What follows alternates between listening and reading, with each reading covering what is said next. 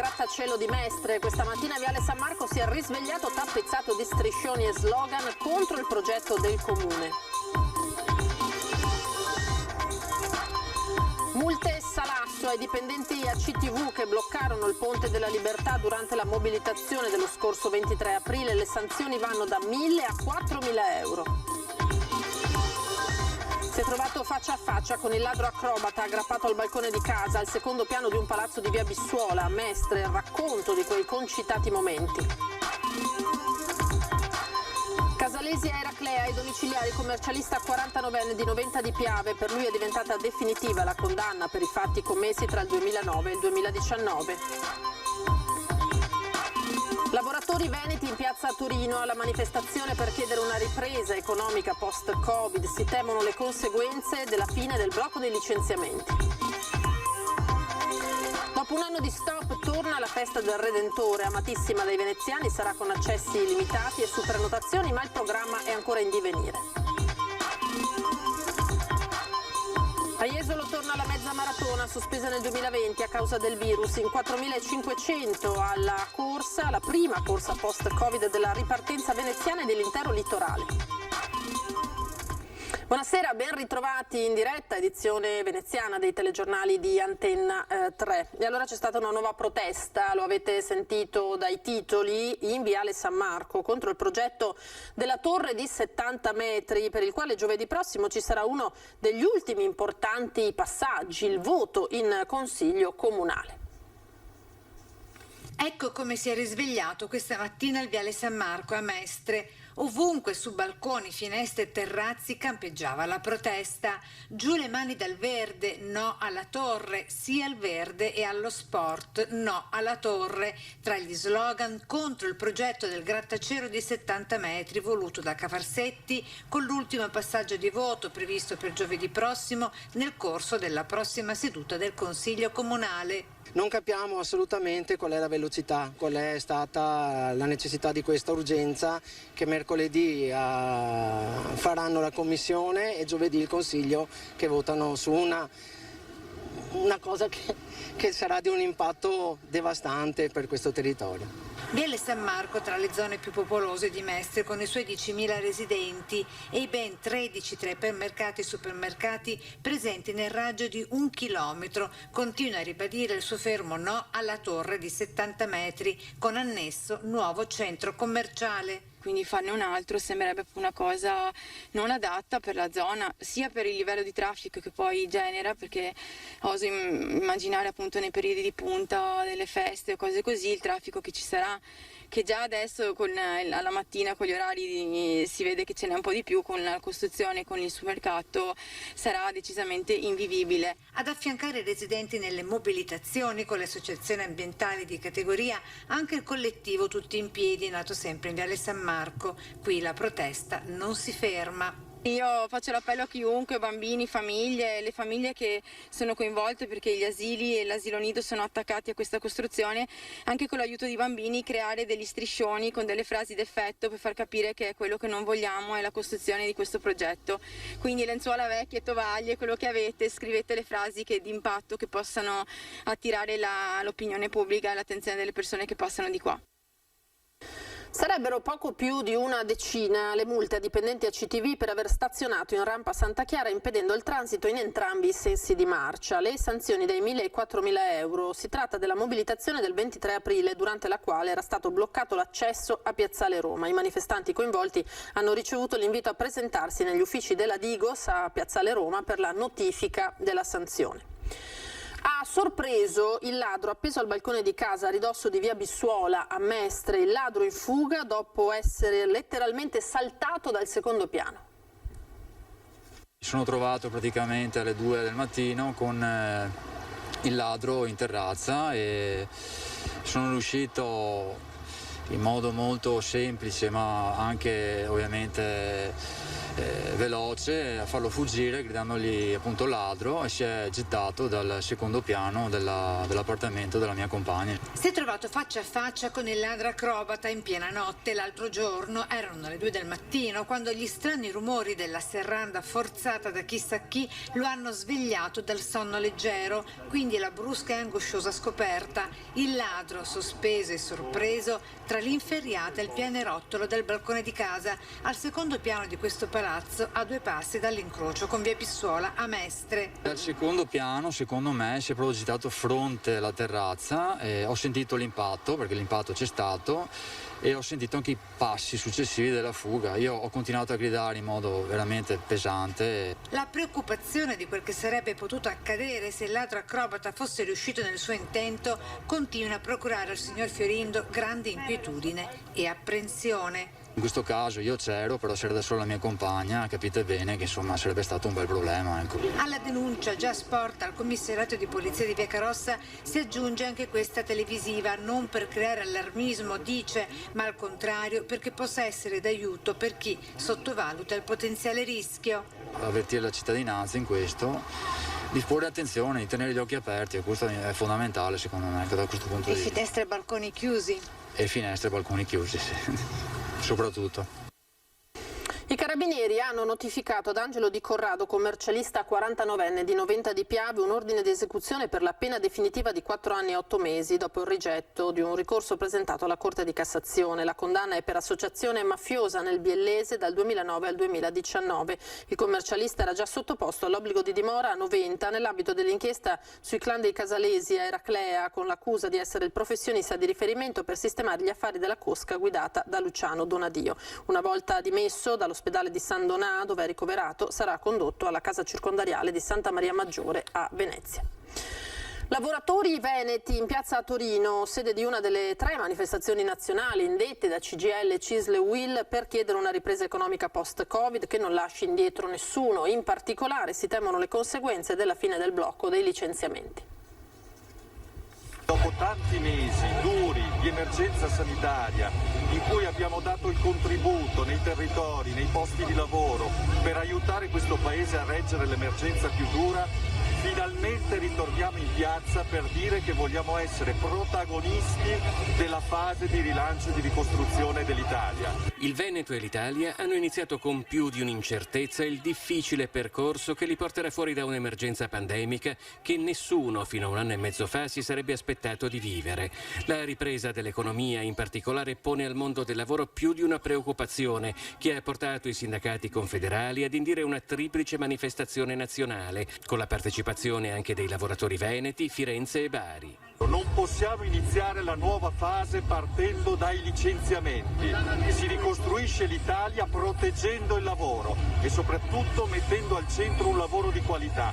Non vogliamo tornare al lavoro precario, al lavoro sfruttato, al lavoro sottopagato che largamente caratterizzava la fase di prima del Covid.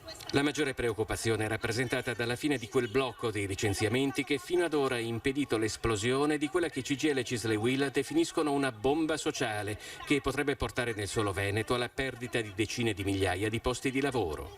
Se si vuole costruire un'Italia, un Veneto migliore, bisogna partire da un lavoro dignitoso, da un lavoro libero e da un lavoro stabile. Per questo e per tanti altri motivi noi siamo qui oggi in rappresentanza di tantissime lavoratrici e lavoratori che guardano con timore alla data del 1° luglio, ma con grande speranza di poter contribuire a cambiare e a trasformare questo Paese. E quest'anno, il terzo sabato di luglio, come da tradizione, torna la festa del Redentore dopo l'assenza di 1 anno, ma sarà una festa certamente diversa da come eravamo abituati a seguirla. È la notizia del giorno. Dopo 1 anno di stop forzato dalla pandemia, torna la festa tra le più amate dai veneziani, quella del Redentore. Ci saranno pure i tradizionali fuochi d'artificio a illuminare il bacino di San Marco. La partecipazione alla notte famosissima il 17 luglio sarà però a numero contingentato per evitare il crearsi di assembramenti, dunque accessi limitati con percorsi controllati, transenne e distanziamenti per tenere separati i vari settori del pubblico. Riunioni fiume in prefettura in queste ore, da cui trapelano indiscrezioni logistiche. Per assistere dalle rive delle aree prospicienti il bacino bisognerà prenotarsi su un portale. Regole anche per le tavolate sulle rive. Pure chi vorrà assistere ai fuochi in barca dovrà prenotarsi. Le ipotesi di lavoro con la Capitaneria di Porto prevedono il mantenimento della ripartizione di aree per tipologie di imbarcazioni. In particolare il numero di persone partecipanti sarà legato alla grandezza del natante. La priorità nelle prenotazioni verrà data ai residenti, così come era stato studiato nel 2020, e una quota di posti sarà riservata agli esercenti e altre categorie. Ancora nulla è stato deciso, ma quasi sicuramente chi verrà al Redentore dovrà esibire il Green Pass. Allo studio la possibilità di allestire qualcosa a San Giuliano, a Mestre, con l'intrattenimento musicale, per consentire di vedere lo spettacolo pirotecnico anche dalla terraferma. Così come si sta ipotizzando di mettere dei blocchi sul Ponte della Libertà quando gli accessi in auto superassero il tetto massimo previsto. Il sito del comune annuncia l'apertura del ponte votivo che collega le Zattere con la chiesa del Redentore alla Giudecca sempre sabato 17 luglio alle 19. Domenica 18 dal pomeriggio in programma anche le regate comunali e alla sera dalle 19 nella chiesa palladiana del Redentore la tradizionale messa presieduta dal patriarca Francesco Moraglia. E dalla prossima settimana invece l'aeroporto Marco Polo di Tessera tornerà a essere collegato con alcune importanti rotte intercontinentali. Dalla prossima settimana Venezia e il suo aeroporto Marco Polo a Tessera tornano a collegarsi con alcune importanti rotte aeree intercontinentali. I primi a ripartire saranno i collegamenti internazionali con Dubai e New York, momento che in tanti attendevano come un segnale importante a livello mondiale circa l'effettiva ripartenza del turismo in città. Il commento soddisfatto dell'assessore al turismo del Comune di Venezia, Simone Venturini. Abbiamo visto un turismo prettamente di prossimità, con pochi amici intercontinentali. Ecco, mancano ovviamente gli americani, mancano i giapponesi, manca il Medio Oriente, manca il Canada. Per fortuna nei prossimi giorni, in particolare il 1 luglio e il 3 luglio, torneranno i collegamenti diretti con Dubai e con New York e a seguire con altre importanti città straniere al di là del continente europeo. Questo è veramente significativo perché grazie a questo turismo, che resta più giorni, che in qualche modo vive la città in maniera ancora più profonda, è possibile dare sollievo alla filiera turistica. Cafarsetti, garantisce l'assessore, farà la sua parte. La ripresa sarà comunque graduale, sarà a piccoli passi, il Comune vuole ovviamente sostenerla con interventi legati agli eventi, come quello della Biennale del Salone Nautico, che tanto bene hanno fatto in quei giorni alla città, e a continuare con quell'idea della città della moda, quindi luglio le grandi sfilate, agosto, poi settembre con la mostra del cinema, la regata storica e gli eventi legati ai 1600 anni di Venezia. Un ragionamento però va fatto anche circa l'importanza delle infrastrutture. Questa crisi ha ovviamente messo in luce l'importanza dell'aeroporto per Venezia e del suo porto. Senza il funzionamento di queste due grandi porte di accesso alla città, ovviamente anche tutto il sistema turistico, ma anche quello economico, soffre moltissimo. E chi soffre è anche la Basilica di San Marco a causa di nuovi preoccupanti allagamenti collegati all'alta marea. Siamo in estate, ma il fenomeno dell'acqua alta continua a invadere periodicamente la Basilica di San Marco, dove anche la scorsa settimana si sono registrati degli allagamenti e sott'acqua è finito ancora in Artece. Insomma, nella zona più bassa della città non si possono dormire sonni tranquilli. L'acqua alta all'interno della Basilica continua a presentarsi con preoccupante puntualità. Anche in questa ultima settimana stati colpiti dalle nuove acque alte che colpiscono la Basilica di San Marco anche nel mese di luglio. Ci colpiranno nel mese di luglio perché siamo stati colpiti anche il mese di giugno. Purtroppo, a fronte di questa nostra continua denuncia delle situazioni drammatiche che la Basilica sta soffrendo, contemporaneamente noi dobbiamo constatare che ci sono delle tematiche che non trovano una soluzione. In 4 mesi siamo alla stagione delle acque alte e di quello che sarà la conclusione di quest'anno. E allora siamo qua a richiedere con forza, con tutto quello che possiamo avere, che venga data la possibilità che partino i lavori per mettere in sicurezza la Basilica. Siamo a ribadire la necessità che siano fatte le operazioni che servono perché il Mose sia nelle condizioni di entrare in funzione per la prossima stagione invernale. Venezia soffre. Tutto quello che ha colpito la nostra salute, a cui però per Venezia si è aggiunto la non avvenuta risoluzione del problema dell'acqua alta.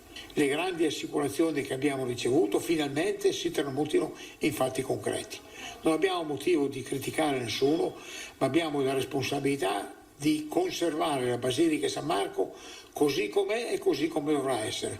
Contiamo che questo si realizzi immediatamente. Apertura eccezionale invece al pubblico della caserma dei Carabinieri di San Zaccaria a Venezia in occasione dei 1600 anni di fondazione della città.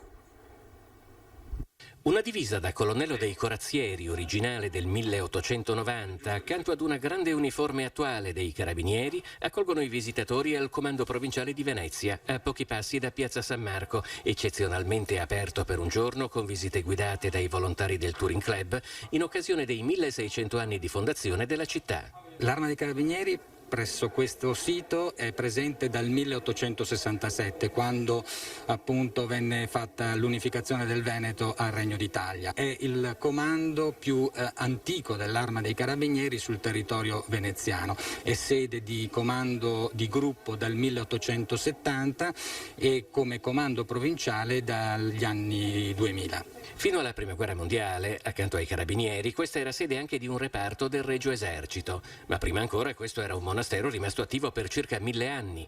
Anzi, durante la Serenissima qui veniva spesso in visita il doge. Furono proprio le suore di San Zaccaria a donare il terreno su cui fu edificata la Basilica di San Marco. Si narra che ci fosse un importante evento durante l'anno dove il doge veniva in processione presso il convento di San Zaccaria e assisteva alla messa presso la chiesa di San Zaccaria il giorno di Pasqua o il lunedì dell'Angelo. Peraltro qui dal convento usciva proprio il corno dogale, il cappello del doge, che era tradizione che la badessa ne facesse dono appunto al doge. Lungo tutto il percorso alcune divise dal 1867 ad oggi della Benemerita, quasi interamente prestate dal nucleo uniformi storiche di Zero Branco, e alcuni documenti storici del passato di monastero e della presenza dell'Arma a Venezia, recuperati dai Carabinieri in collaborazione con le istituzioni veneziane.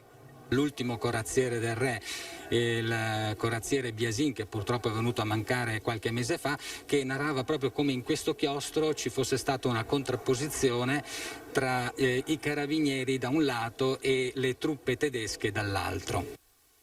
Cambiamo tema, questa sera a Jesolo torna la mezza maratona sospesa nel 2020 a causa del virus. Emozione ed attesa si possono sintetizzare così con questi due vocaboli i sentimenti che precedono la Jesolo BMW Moonlight Half Marathon, la mezza maratona di 21 km che partirà tra pochi minuti alle 19:45 da Piazza Milano a Jesolo. Sono oltre 4.500 i runners, gli appassionati italiani e stranieri, che hanno deciso di festeggiare così i 10 anni della mezza maratona internazionale al Chiaro di Luna, gara alla quale è abbinata come sempre anche la 10 km e da quest'anno la prima Ali Family Run. La seconda e la terza gara precedono la partenza della mezza maratona, che è l'evento clou della serata sportiva. Si tratta del primo grande test per un evento sportivo, con particolare curiosità per i protocolli per la tutela sanitaria degli atleti per un numero così elevato di partecipanti. Gli atleti dovranno indossare la mascherina in tutti gli ambienti comuni e in partenza. La partenza sarà suddivisa in scaglioni da 500 atleti che dovranno osservare la distanza interpersonale di 1 metro. La mascherina potrà essere abbassata solo dopo 500 metri dal via, per poi essere rindossata subito dopo il traguardo. All'apertura del villaggio sono intervenuti l'assessore allo sport del comune di Jesolo Esterina Idra, il presidente di Venice Marathon Piero Rosa Salva, con il general manager di Venice Marathon Lorenzo Cortesi, nonché l'assessore alle pari opportunità Flavia Pastor, il presidente di Jesolo Consorzio Turismo Alessio Bacchin. Stasera a Jesolo si torna a correre. E ora andiamo invece nella palestra all'aperto, completamente gratuita, al Parco Bissuola Albanese a Mestre. 3, 2, Nuova area fitness al Parco Bissuolo Albanese a Mestre, una vera e propria palestra all'aperto, dotata di 11 attrezzature professionali, interamente finanziata con fondi europei per un investimento di 46.421 euro. Obiettivo: promuovere lo sport all'aperto in sicurezza e rispettando il distanziamento sociale come richiesto dal periodo emergenziale. Crediamo fortemente che lo sport sia necessario per la ripartenza, che sia importante e che sia fondamentale anche per una città come Venezia. Al taglio del nastro, ospite l'ex ginnasta e campione olimpico alla sbarra Igor Cassina.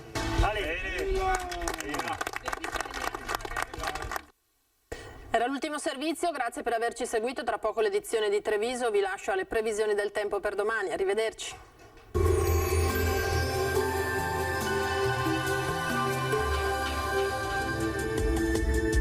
Benvenuti al Meteo. Ultima domenica di giugno con l'anticiclone africano che ormai da giorni staziona sull'Italia. Bel tempo e caldo dunque sul nostro territorio. Vediamo insieme il dettaglio. Sul Veneto la grafica del 27 giugno ci mostra un contesto stabile e soleggiato. In pianura e in montagna cielo sereno o al massimo velato. Solamente sui rilievi al pomeriggio non si escludono degli occasionali temporali di calore. Temperature ancora roventi, minime tra 18 e 23 gradi, valori massimi compresi invece tra i 29 e i 35 gradi. Ci spostiamo ora sul Friuli Venezia Giulia, poche novità anche qui, tanto sole dappertutto, ma anche in questo caso saranno possibili dei piovaschi sui monti. Temperature minime tra 19 e 23 gradi, massime invece sui 31-33 gradi. Infine ci spostiamo sul Trentino Alto Adige, dove avremo un ampio soleggiamento, a seguire qualche acquazzone sui settori alpini di confine. Temperature minime intorno ai 21 gradi, massime sui 33 gradi all'incirca. Dal meteo di Antena 3 per ora è tutto, grazie per l'attenzione e arrivederci al prossimo aggiornamento.